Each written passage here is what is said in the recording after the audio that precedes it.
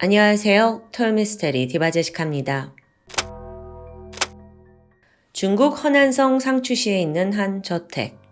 이곳은 60대 베테랑 외과 의사와 그의 아내 그리고 부부의 사랑스러운 25살 딸이 함께 살고 있던 집입니다. 2015년 2월 15일 밤 10시. 그 늦은 시간에 돌연 전화벨이 울렸습니다. 당시 가족들은 대부분 휴대폰을 사용하고 있어서 집에 있는 전화가 울리는 일은 매우 드물었죠. 놀란 아버지가 전화를 받았는데요. 여보세요? 수화기 넘어 익숙한 남성 목소리가 들렸죠. 아버님, 접니다. 잠시 마피엔란을 보러 집에 들려도 괜찮을까요? 그는 딸과 어릴 때부터 오랜 시간 교제해온 남자친구였어요. 워낙 예전부터도 봐왔고 또 성실하고 착한 녀석입니다. 근데 그날따라 목소리가 가라앉아 있더라고요. 아버지는 얘네들끼리 무슨 일이 있었나 싶었죠. 잠시 여기서 이 집의 꽃이자 외동딸 마피엔난에 대해 소개하고자 합니다. 그녀는 어려서부터 부모의 각별한 사랑을 받으며 자랐습니다. 의사인 아버님 밑에서 남부러울 것 없이 하고 싶은 거 다 하고 자랐죠. 학교에서도 늘 부잣집 딸로 불렸어요. 근데 또 애가 성품도 착해요. 교우관계도 좋고 부모님 말씀 당연히 잘 듣습니다. 아버지는 그런 딸이 자기의 뒤를 이어서 의료인이 되기를 바랬는데요. 이보다 더 놀랍게도 딸이 두각을 나타낸 건 전혀 다른 분야였습니다. 마피엔나는요, 어린 시절 또래들처럼 막 만화 같은 걸 보는 걸 좋아하는 게 아니라요. 오히려 뉴스 시청하는 걸 즐겼습니다. 계속 보고 있으면서 아나운서의 말투를 따라하고 자기도 모르는 사이에 그 세련된 톤을 그대로 체화하게 된 거죠. 어느 날 부모가 보니까 애가 아주 천부적인 재능을 가지고 있더라고요. 성장할수록 딸은 또렷한 발음과 매끄러운 억양을 구사했고요. 또 남들 앞에 나서서 진행하는 걸 무척 좋아했습니다. 그 덕에 학교 행사와 공연할 때마다 진행자 역할을 도맡게 되죠. 결국 2008년입니다. 딸이 자라서 대학에 가게 되는데 방송 관련 학과로 입학을 합니다. 좋아하는 일에다가 재능까지 겸비한 사람을 따라올 자가 없었죠. 또 전문적인 학습 환경에 더해서 교수님들의 특별 지도까지 받으면서 정말 마피엔라는 급속도로 성장합니다. 대학교 행사에서조차 마치 프로급의 아나운서 못지않은 실력을 보여줬고요. 이외에 학교를 비롯해 지역 행사들까지 러브콜이 이어졌다고 해요. 덩달아 신난 교수님들도 마피엔란의 재능을 더 키워주기 위해서 좋은 기회가 있을 때마다 그녀를 물심양면 밀어주었고요. 한 예로 그녀가 제5회 상하이 대학생 TV 프로그램 경연대회에 학교 대표로 참석하게 되거든요. 근데 이 대회에 진행자 부분이 신설이 된 거예요. 근데 거기에 나가서 마피엔란이 동메달을 수상하는 성과를 거두게 되죠. 이렇듯 하루하루 목표에 도달할수록 마피엔란의 꿈도 커졌습니다. 나는 꼭 CCTV의 아나운서가 돼야지 라고 마음을 먹는데요. 여기서 CCTV라는 건 중국의 국영방송국입니다. 한국의 KBS가 있고 일본의 NHK가 있듯이 중국의 대표적인 방송국이에요. 마피엔나는요, 충분한 잠재력을 가지고 있었어요. 결국 2012년 대학교 4학년이 끝나갈 무렵인데 이때 사회 첫 발을 내딛게 됩니다. 실력을 인정받아서 이 지역의 허난 방송국의 인턴으로 뽑히게 되죠. 그렇게 시작한 인턴 생활은 결코 만만치 않았습니다. 전국에서 난다 긴다 한 학생들이 다 모여들다 보니까 주목받기가 쉽지 않아요. 게다가 선후배 사이가 워낙 엄격해서 인턴들은 그냥 선배들 잔심부름에 청소까지 해야 합니다. 그러니까 많은 애들이 그런 걸 견디지 못하고 뛰쳐나가 버렸는데 마피엔나는 굳은 일도 전혀 마다하지 않고 선배들도 잘 따르고 또 선배들의 심부름도 기분 나쁘더라도 잘 참고 해주고 그런 나날이 이어지니까 선배들도 쟤 좀 괜찮네, 성실하네 인정을 해주게 되죠. 게다가 마피엔란이 굉장히 똑똑했는데 그 잡무를 하는 틈틈이 선배들이 어떻게 하는지 막 관찰을 하면서 그들의 숙련된 진행 방식을 자기 걸로 만들어요. 그리고 또 집에 가서 막 연습을 하는 거죠. 정말 야무진 사람이었어요. 그러던 어느 날 드디어 마피엔난에게 첫 진행의 기회가 찾아왔는데요. 이미 모든 게 준비된 그녀는 완벽하게 진행을 했고 모두의 찬사를 받게 됩니다. 대학을 졸업한 직후인 22살, 그녀는 인턴에서 정규직으로 전환되었습니다. 모두가 원하는 그 힘든 자리를 따낸 거예요. 게다가요, 이후 그녀의 행보 또한 이 방송국에서 이례적일 정도로 파격적이었습니다. 그러니까 승승장구, 그 길을 그냥 꽃길을 걷는 거예요. 주변에서도 와, 쟤 진짜 실력 타고난 것 같아. 약간의 부러움과 질투도 받을 만큼 신입치고 인정을 받게 돼요. 결국 얼마 안 가서 한 프로그램의 단독 진행을 맡을 만큼 성장하게 되죠. 하지만 여기서 또 마피엔나는 안주하지 않았습니다. 아나운서로서 더 좋은 역량을 갖추기 위해서 대학원에 진학해요. 그리고 유명한 방송인 교수 밑에서 석사 과정을 밟았고 머지않아 그 중국 최고의 방송국 CCTV에 합격합니다. 여러분, 제가 말을 빨리 해서 이걸 빨리 이룬 그런 게 아니고요. 정말 앞서 허난 방송국 정규직이 된 지 거의 1년 조금 넘어서 이룬 성과였어요. 대단하죠.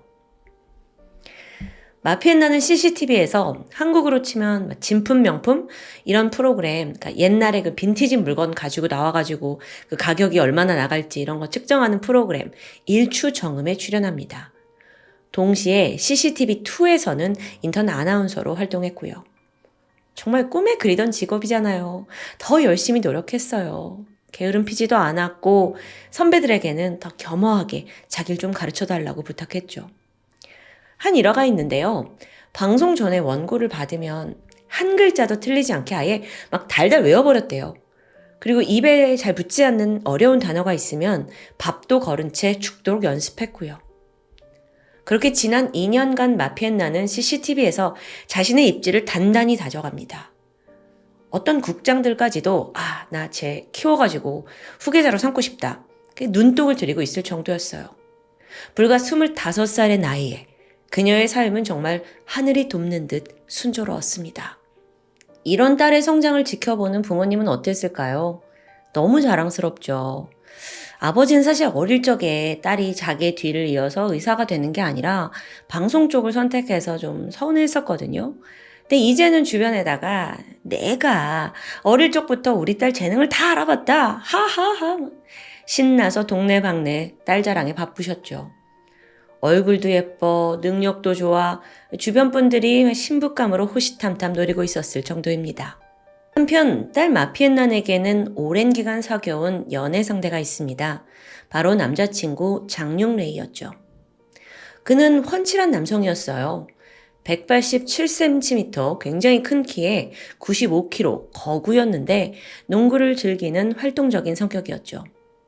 두 사람이 고등학교 시절부터 8년 넘게 사귀고 있거든요. 근데 사실 지난 시절에 각각 대학도 따로 가고 또 직장도 옮겨가면서 장거리 연애를 하는 타임도 있었습니다. 그래도 사이는 여전히 좋았어요. 아무리 바빠도 한 달에 한 번은 꼭 시간을 보냈고요. 전화는 당연하고 바쁜 일정으로 이렇게 오래 떨어져 있을 때면 애틋한 편지를 주고받기도 했고요. 사실 연애 오래 하면 이런 편지 쓰는 거 참 힘든데 그만큼 사이가 좋았다는 뜻이겠죠. 장융레이는 대학을 졸업한 후 이 고향인 상추시에 자리를 잡게 됩니다. 그는 하루빨리 만나는 여자친구와 결혼하길 바랬어요. 근데 마피엔난이 워낙 막 승승장구했잖아요. 일이 바빠서 차일피일 미루고 있었죠. 하지만요, 이미 양가 부모님과도 인사를 나눴고 주변 모두가 두 사람의 결혼을 당연하게 여겼기 때문에 큰 고민은 아니었습니다. 특히 장융레이의 어머니는 아들의 여자친구를 유달리 아꼈습니다.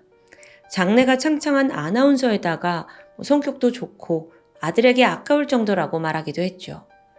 두 사람이 어릴 때부터 잘 사귀는 걸 보면서 그래, 언젠가는 마피엔난이 내 며느리가 될 사람이다 라고 여겼던 거예요. 살뜰히 챙겼고요. 동시에 마피엔난의 가족들도 장융레이를 아들처럼 대했습니다. 양쪽 가족이 왕래를 하면서 서로를 챙긴 것 같은데요. 그 한 일화가 있는데 장육레이의 어머니가 병으로 갑자기 입원을 하게 돼요. 이때 마피엔난의 부모가 주저없이 병원으로 달려갔고요. 마피엔난 아버지가 의사시잖아요. 그래서 자기 인맥을 이용해서 더 좋은 병실과 또 실력 있는 의사를 배정해 줬을 정도입니다. 다시 현재로 돌아와서 두 사람이 지난 8년간 잘 사귀어오고 있고 또 결혼까지 약속한 터라서 그만큼 양쪽 집 왕래도 잦았습니다. 장육레이가 늦은 밤 여친 집에 전화를 한 게 그렇게 이상하거나 무례한 일은 아니었어요. 하지만 그날따라 분위기가 좀 달랐죠. 아버지가 무슨 일 있었냐라고 묻자 장육레이가 말합니다. 아버님, 마피엔난이 요즘 좀 힘든가 봐요. 갑자기 그만 만나자고 하더라고요. 그래서 제가 얼굴 보러 잠시 가려고 하는데. 아버지로서는 처음 듣는 이야기였어요. 연인끼리 다툴 수도 있죠. 근데 25살 다 큰 성인인데 부모가 어떤 개입을 할 수 있겠어요. 그래, 집에 와라. 허락을 해줍니다. 얼마 후 집 앞에 도착한 장육레이가 마피엔난을 불러서 집 앞에서 두 사람이 조용히 이야기를 나눠요. 근데 생각보다 이야기가 좀 길어지더라고요. 그러니까 점점 시간이 늦어지니까 아버지가 밖에 잠깐 나가서 야, 니네 여기서 이러지 말고 내일 다시 만나서 대화를 해라 라고 제안을 합니다.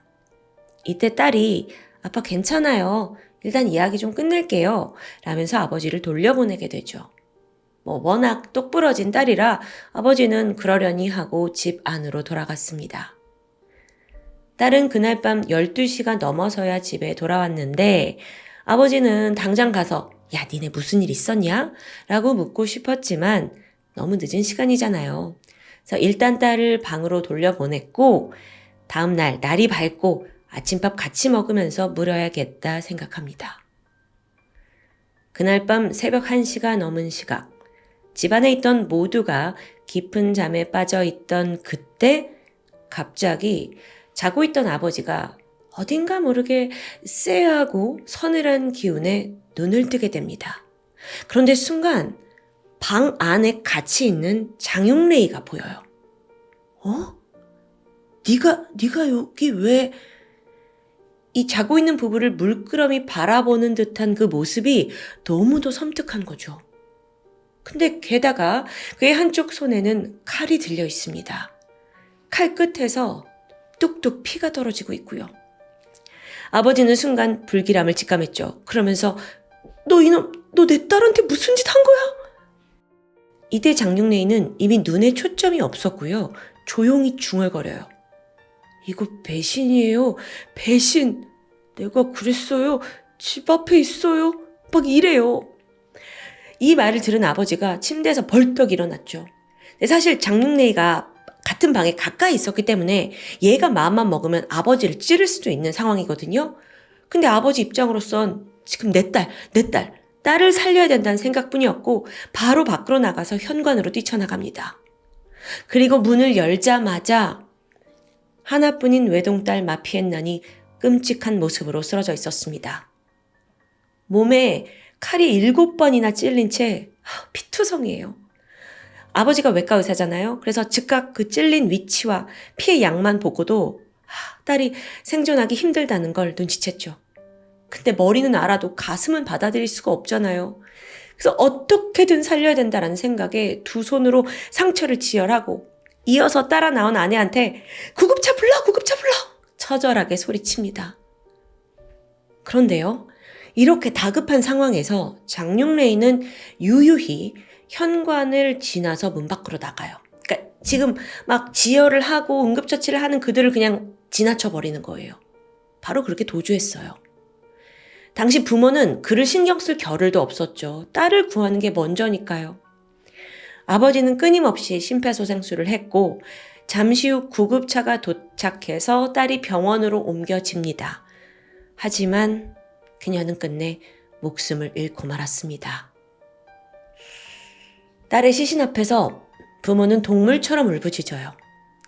지난 8년간 딸의 행복한 연애를 지지했던 그 시간들이 끔찍하게 후회되는 순간들이었습니다. 정신을 차린 유가족들은 너무도 황당했어요. 갑자기 왜 이런 일이 발생한 건지 이해가 가질 않는 거예요. 동시에 범인 쪽 장윤레이의 어머니도 마찬가지였죠. 사건 며칠 전에 마피엔난이 남자친구 어머니한테 커다란 카네이션 꽃다발을 보냈어요. 그래서 어머니 생신 파티에 가지 못해서 죄송해요 라는 메시지까지 넣었고요. 그런 둘이었는데 아들이 왜 여자친구를 살해했는지 어머니조차 이해가 안 가는 거예요. 사건 이후에 이 장윤래의 어머니가 유가족한테 찾아가서 무릎 꿇고 머리 숙여 사과했지만 돌이킬 수 없는 일이었습니다. 범행 직후 현장에서 도주한 장윤래에게 즉각 경찰 수배가 내려져요. 하지만 그는 결국 한 달 뒤 도주 끝에 스스로 경찰에 찾아와서 자수를 하게 되는데요. 그제서야 둘 사이에 무슨 일이 있었는지 털어놓게 되죠. 장윤레이에게 여자친구 마피엔나는 인생의 빛이었습니다. 예쁘지, 똑똑하지, 공부 잘하지, 게다가 모두가 선망하는 중국 방송국 아나운서예요. 그런데 시간이 가면 갈수록 장윤레이가 나는 뭘 잃었지? 난 뭐하고 있지? 난 왜 이렇게 초라하지? 사실 그는요, 어릴 적 부모님이 이혼하시고 홀어머니 밑에서 자랐습니다. 아버지와 아예 연은 끊었어요. 어머니는 힘든 생활에서 아들을 홀로 키웠는데 장윤레이는 거의 매일 혼자서 저녁을 챙겨 먹곤 했죠. 그런 외로운 삶 속에서 고등학교 때 만나 여자친구가 된 마피엔나는 그의 유일한 안식처였습니다. 학교 때부터 둘이 매일 붙어 다녔고 서로를 의지했어요. 대학도 그녀를 따라서 좋은 곳으로 가려고 열심히 하긴 했지만 본인 성적으로는 쉽지 않았고요.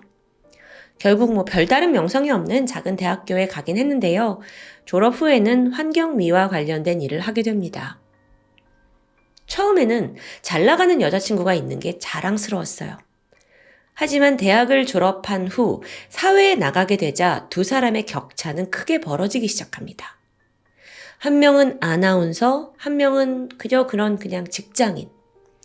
장윤레이는 자격지심과 열등감에 빠져들기 시작했죠. 그러고 보니까 여자친구 주변에는 잘생기고 능력 있는 남자 동료들이 많은 거예요. 어느샌가 그는 여자친구가 날 떠날지도 모른다 라는 불안에 시달렸고요. 그래서 데이트를 갈 때면 이제 여자친구 핸드폰을 몰래 막 검사해요. 여자친구가 이걸 알고 야, 뭐 왜 그러냐, 나 못 믿냐, 하지 말라 라고 해도 너 나한테 숨기는 거 있는 거 아니야? 라고 의심을 하고 억지로 핸드폰 뺏어서 확인하기도 합니다. 급기야 남자 선후배 동료들 번호 싹 다 지워라 라고 막 윽박질렀어요. 상식 밖의 요구였죠. 마피엔나는 당연히 이를 거부하게 되는데요. 그러자 장윤레이는 막 날뛰면서 너 지금 바람 피는 거지? 막 소리치다가 급기야 마피엔나의 뺨을 때리고 말아요. 남자친구의 이런 공격적인 행동에 마피엔나는 단호하게 네가 감히 날 때려? 이별을 통보했고요. 다시는 자신을 찾아오지 말라며 냉정히 돌아섰습니다. 사건 당일 장윤레이는 여자친구의 마음을 돌리기 위해 찾아왔었습니다. 1시간 동안 대화를 했지만 애원을 했지만 그녀는 단호했어요. 그러자 문득 이런 생각이 들더라고요. 어차피 예전부터 헤어지려고 한 거 아니야? 지 앞날은 창창하고 난 초라하니까. 그래, 얘 이미 더 잘난 남자를 만나고 있는 거야. 그래서 이렇게 날 버리는 거라고, 이 나쁜 년. 자격지심에서 비롯된 이런 생각은 끊임없습니다.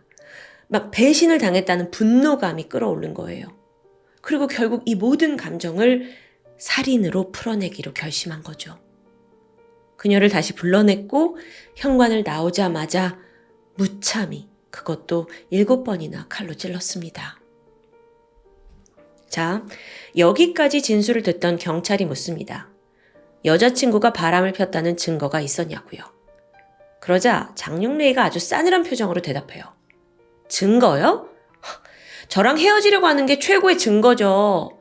내가 자기랑 어울리지 않는다고 생각해서 다른 남자 만나고, 그러니까 나랑 헤어지는 거 아니에요? 모든 게 열등감에서 비롯된 망상이었죠. 2015년 12월 장윤레이의 재판이 열렸는데요. 판결은 심플하고도 차가웠습니다. 바로 사형. 그는 감옥에 갇힌 지 2년이 지나 2017년 12월 사형이 집행되었습니다. 어머니는 아들의 마지막 모습을 지켜보면서 오열했어요. 그리고 이 자리에는 피해자 마피엔난의 부모님도 함께 있었다고 하는데요. 장윤레이의 목숨이 끊어지는 걸 지켜보면서 부모는 그제야 딸의 한을 풀어줄 수 있다, 위로할 수 있다고 생각합니다. 하지만 여전히 고통스러운 마음은 깊은 곳에 남아 있었죠. 마지막으로 피해자 아버지는 참혹한 심경을 밝히면서 한 장의 편지를 인터넷에 공개합니다.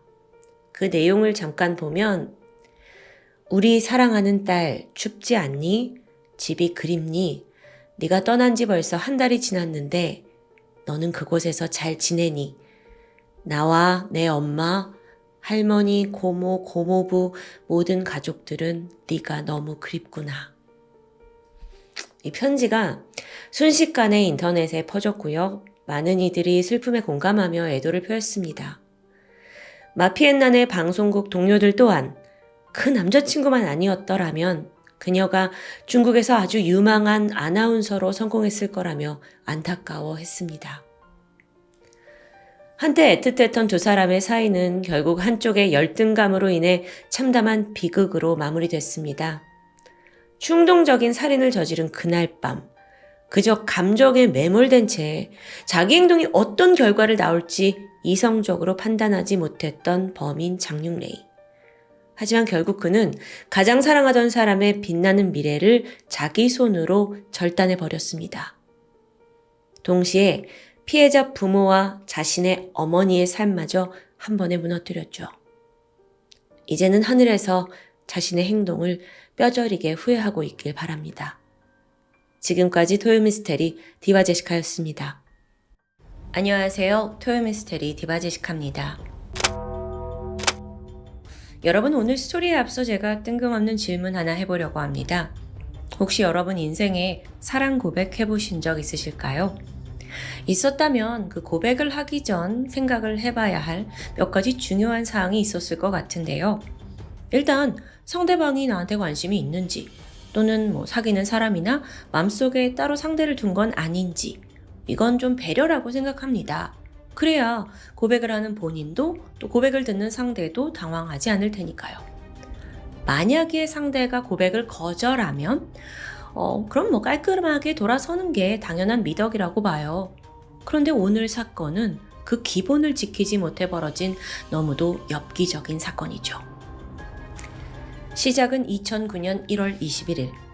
미국 버지니아의 한 경찰서로 흉기 난동 사고가 있다는 신고가 접수됐습니다. 그 장소가 버지니아 공대 캠퍼스에 있는 카페래요. 경찰은 이 신고에 바짝 긴장했어요. 그럴만도 한 게 그때로부터 2년 전인 2007년에 전 세계를, 우리 한국에도 전해진 정말 엄청난 총기 난사 사건이 있었죠. 거기 바로 버지니아 공대 그곳입니다. 범인은 조승희, 한국인이라서 더욱더 한국에도 많이 알려졌었는데, 자, 그런 상황에서 그 신고자가 그런데요, 그 흉기를 들고 있는 사람이 아시아 사람이에요. 이렇게 접수가 되니까 경찰이 더욱더 민감해진 거예요. 학교 또한 곧장 비상사태에 돌입합니다. 참고로 이 버지니아 공대는 2년 전 그 총기 난사 때문에 그 이후에 자체적인 경보 시스템을 구축했어요. 이게 뭐냐면 혹시나 학교에서 어떤 긴급 상황이 발생하면 교내에 있는 모든 인원에게 긴급 알림 문자를 보내는 시스템이었죠. 그날 6만 통의 문자가 실시간으로 학생과 교직원에게 계속 발송이 되었고요. 학교 또한 30분 만에 완전히 봉쇄됩니다. 동시에 엄청난 경찰 병력이 우르르르 학교 곳곳에 배치되었고요. 다들 긴장한 거예요. 자, 그렇게 현장에 도착해 봤더니 생각보다도 너무나 끔찍한 장면이 펼쳐져 있었습니다. 이 카페테리아라고 불리는 소위 학교 식당인데, 거기에서 한 남성이 온몸에 피를 뒤집어 쓴 채 우두커니 서 있어요. 그리고 손에 무언가를 들고 있는데 자세히 보니 그건 사람의 머리였습니다. 그 거기로부터 조금 떨어진 곳에 바닥에 축 늘어진 여성의 시신이 있었거든요. 근데 머리가 없어요. 경찰은 멍하게 서 있는 이 동양 남성에게 조심스럽게 접근했고 포박하는 데 성공합니다. 그때도 범인은 그 어떤 저항도 하지 않았습니다. 체포된 남성의 이름은 주혜양. 1984년생으로 중국인입니다. 중국인 유학생이요. 그는 대학 교수 아버지와 의사 어머니, 부유하고 엘리트 집안 출신의 아들입니다. 주혜양 역시 부모를 닮아서 어릴 때부터 굉장히 똑똑했어요. 중고 시절 1등은 물론이고 대학까지 가서도 각종 대회를 휩쓸고 다닌 만큼 아주 영특한 사람이었죠. 특히나 그는 영어에 재능이 있었는데 전 중국 영어 대회에서 1등을 했을 기록이 남아 있습니다. 이렇게 우수한 성적을 유지하며 중국에서 석사까지 마쳤고 이후 2008년 미국 버지니아 공대에 와서 박사 과정을 시작하게 되는데 이것도 장학금을 받을 만큼 아주 뛰어난 머리를 가진 사람이었어요. 물론 처음 미국 생활이 쉬운 건 아니었죠. 과제 양도 엄청나고 또 문화적인 차이도 있으니까 어려움을 겪었는데 그가 또 빠르게 적응을 하더니 불과 몇 개월 후 조교 자리까지 따냅니다. 자기도 바쁠 텐데 다른 학생들까지 도와줄 정도로 인간관계도 좋았고요. 그렇다 보니 여러분, 동기들과 교수는요, 주혜양이요? 그 사람 굉장히 성실하고 예의 바른 사람이에요. 이렇게 입을 모아요. 그런 그가 지금 이 현장에서 머리를 들고 서 있다? 말도 안 되는 거였죠. 주변 사람들 다 깜짝 놀랐어요. 그렇다면 피해자는 누구였을까요? 그녀의 이름은 양흔. 1986년생으로 주혜양과 같은 중국 출신 유학생입니다. 원래 그녀는 캐나다에서 대학을 다녔거든요.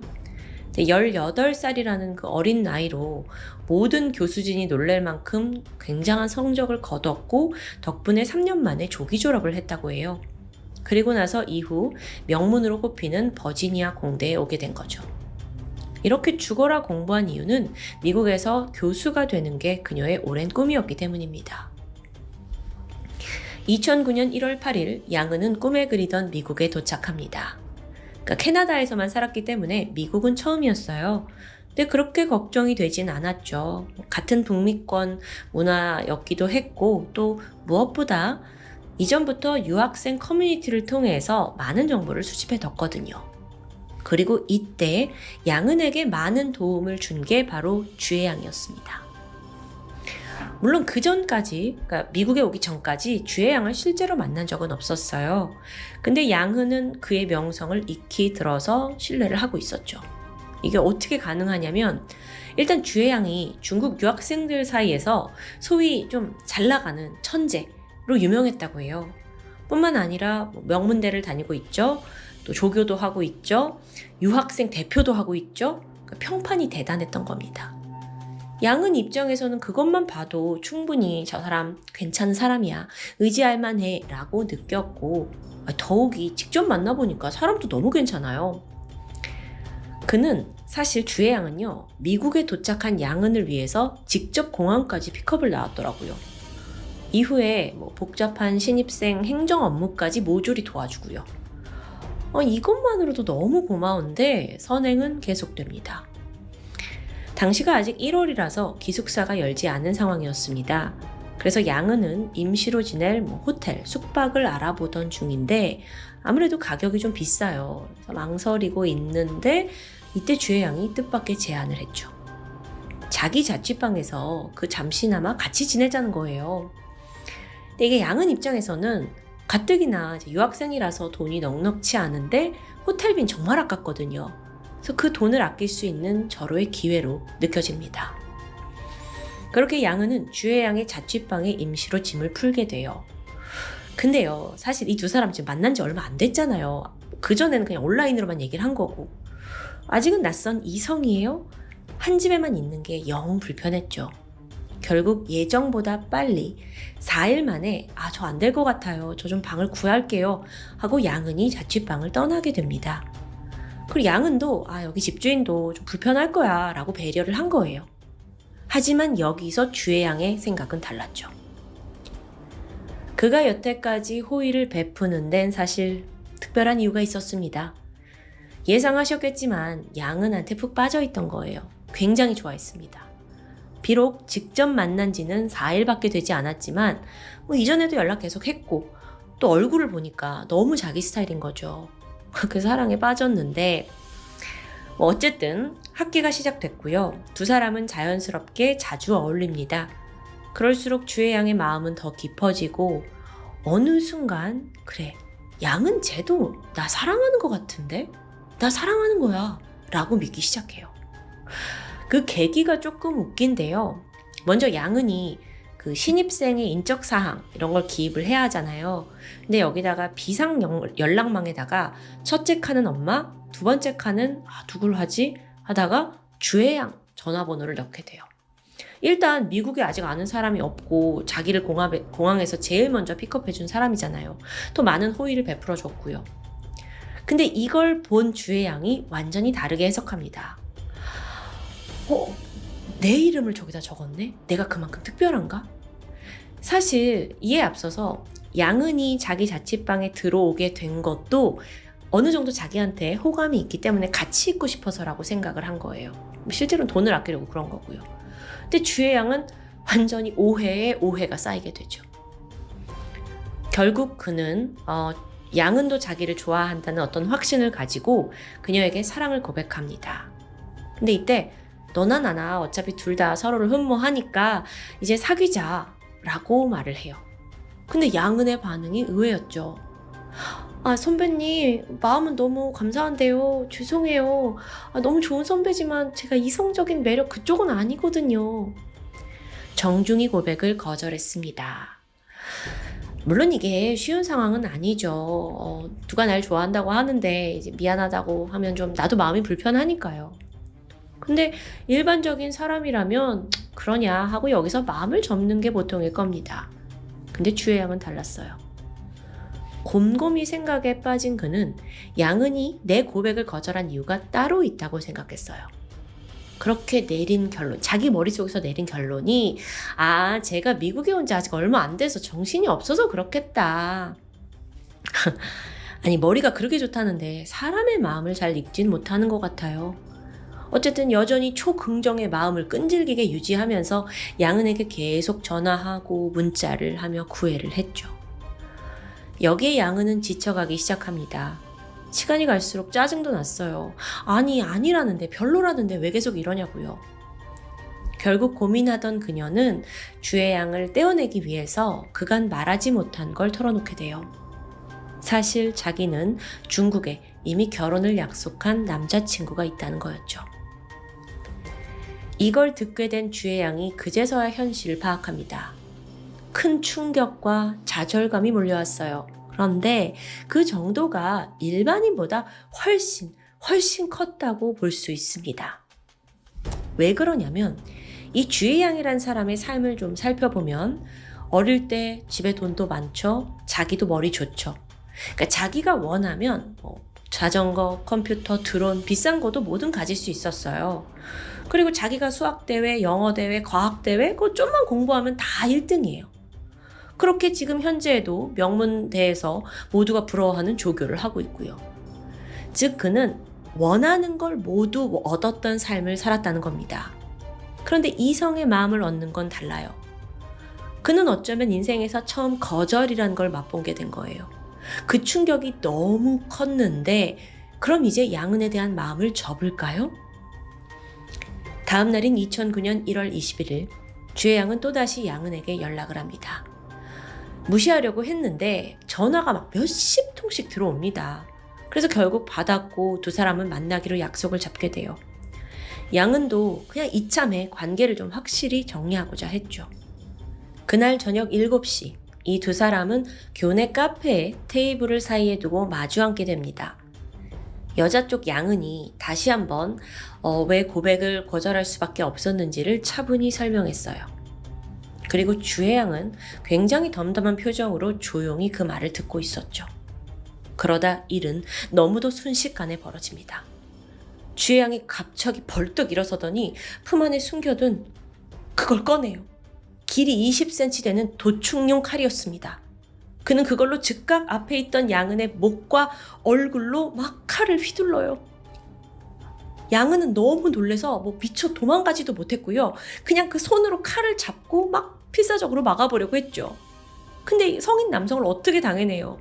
힘이 너무 셌고 결국 그 칼날은 그녀의 목을 베고 말았습니다. 피를 뿜으면서 양은이 쓰러지는데 주혜양이 여기서 멈추질 않아요. 계속 칼질을 하더니 끝내 머리와 몸통을 분리해낸 거예요. 그리고 나서 그 머리를 한참 동안 들고 현장에 우두커니 서 있습니다. 이거 너무 상상만 해도 제가 너무 소름이 돋는데, 와, 그렇게 양은 고작 22살의 젊은 나이로 그 현장에서 즉사했습니다. 심지어 이 모든 건 미국에 오고 고작 13일 만에 벌어진 일이에요. 여러분, 지금 혹시 나 중간에 못 들었나? 내가 놓쳤나 싶지 않으세요? 아니 엘리트 중국 유학생이 사랑 고백을 했다 갑자기 칼을 들고 머리를 잘라? 저도 어떻게 이런 전개가 가능한지 정말 이해가 안 가요. 사실 이 범인 주혜양이 이전에 폭력적이거나 정신적인 문제가 있는 사람이 전혀 아니었어요. 그냥 하루아침에 이렇게 된 거예요. 이 사건은 저녁에 벌어졌거든요. 근데 그렇다 해도 여전히 이 캠퍼스 내의 카페였기 때문에 상당한 목격자가 있었습니다. 아수라장이 됐죠. 막 다들 깍 소리 지르고 눈앞에서 엽기적인 현장이 펼쳐지니까. 곧이어 식당 직원이 신고를 하면서 학교가 발칵 뒤집히고 긴급 알람 오고 막 교직원 학생 다 대피하고 건물 봉쇄되고 총든 막 스왓 경찰 병력까지 때로 몰려온 거예요. 근데 사실 이 사건의 동기는 자신의 고백을 거절한 여성을 목을 베 죽인 것. 결국 주혜양은 바로 현장에서 연행됩니다. 당시 미국 언론에서도 이게 말이 돼? 이 사건을 막 크게 보도하면서 이 주혜양 분명 무슨 정신적인 문제가 있었을 거야 라고 약간 어리둥절했어요. 그런데요, 여러분. 이 사건을 똑같이 접한 중국 네티즌들 사이에서는 사뭇 다른 분위기가 형성됩니다. 초점이 범인 주혜양이 아니라 오히려 피해자 양은을 탓하는 황당한 여론이 일게 된 거죠. 예를 들어 이런 식이에요. 그 양은 걔가요 원래 캐나다에서도 남자들을 꼬시고 다녔대요. 이런 루머. 그리고 애초에 왜 잘 모르는 남자 집에서 지낼 생각을 하냐고요. 돈 아끼려다 저렇게 된 거 아니야? 이런 비난도 이어집니다. 그런데 글쎄요. 잠시 선배 집에서 신세를 진 양은과 만난 지 13일 만에 차였다고 살인을 저지른 주혜양, 이 둘 중에 욕을 먹어야 하는 사람은 너무 뻔하지 않나요? 그럼에도 중국에서 이런 비난 여론이 잦아들지 않았어요. 그러자 양은의 동창생들과 지도교수까지 나섰죠. 그녀는 워낙 외향적이고 활달했다. 남녀를 막론하고 친구 자체가 많았다. 남자를 꼬시고 다녔다는 건 말도 안 된다. 이런 걸 해명하게 됩니다. 그 해명 자체도 좀 웃기다고 생각이 들어요. 또한 그녀는 대학 시절에 부모님의 경제적인 부담을 줄이기 위해서 교내에서 알바도 계속했고 또 자기 돈 관리도 엄격했다고 해요. 쇼핑 잘 안 하고 화장품 살 돈도 아깝다면서 맨 얼굴로 다니던 사람입니다. 그렇게 워낙 검소했기에 그 단 며칠의 호텔 값을 아끼는 것도 그녀에겐 굉장히 중요했을지 모른다는 설명이죠. 나중에 알려졌는데요. 사실 양은이 주혜양한테 정당한 숙식비를 제공했대요. 비록 며칠 안 있긴 했지만 그래도 고마웠다 하면서요. 그 기본적인 예의는 있는 거예요. 한편 범인 주혜양에 대해서 그동안 몰랐던 사실들도 사건 후에 속속 드러나게 되는데요. 그는 정말 모두가 생각했던 대로 엘리트 천재였을까? 대외적으로 보이는 그런 활발한 이미지와 달리 그의 성적은 굉장히 엉망이었다고 합니다. 그 당시에요. 워낙 유학생 대표에 이것저것 하느라고 성적에 신경을 쓰지 못한 것 같아요. 그래서 사건이 벌어지기 몇 개월 전 2008년 학기 말에는 아예 재적 경고까지 받았을 정도죠. 그럼에도 여전히 유학생 대표다 이러면서 새로 애들 오면 챙기고 모임하고 자신의 명예와 이미지 신경 쓰기에만 급급한 것 같습니다. 그 역시 성적이 갈수록 이제 떨어지니까 중국에 있는 아버지한테 전화를 해서 중도 포기를 해야 되는 거 아닌가라고 상담한 적도 있었어요.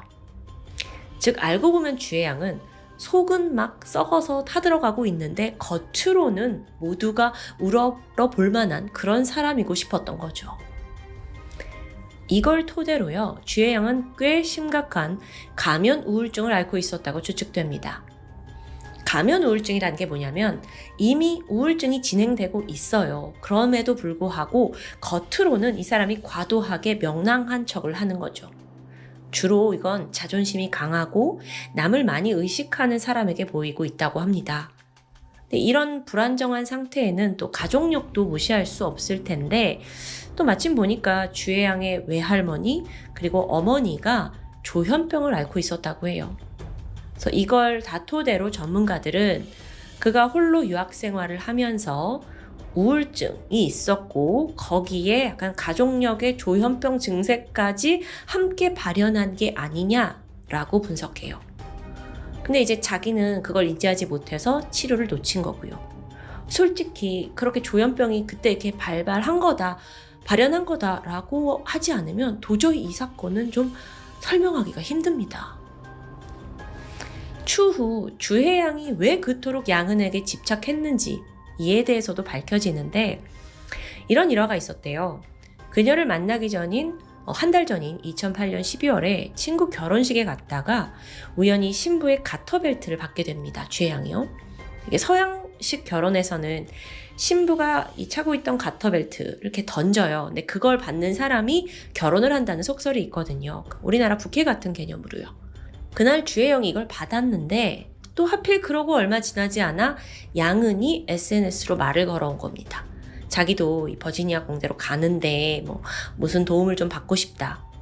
근데 이때 남성이 이 여자가 혹시 나의 운명의 상대가 아닌가?